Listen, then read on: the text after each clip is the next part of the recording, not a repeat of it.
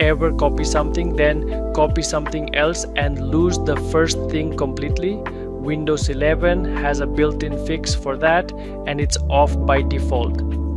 Open Settings, go to System, then Clipboard, and turn on Clipboard History. That's the entire setup. Now, anytime you want to see everything you've recently copied, just press the Windows key plus V. You'll see a running list of text and images you've copied.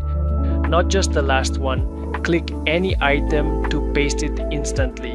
If there's something you want to keep around permanently, hover over it and click the pin icon so it never gets cleared automatically.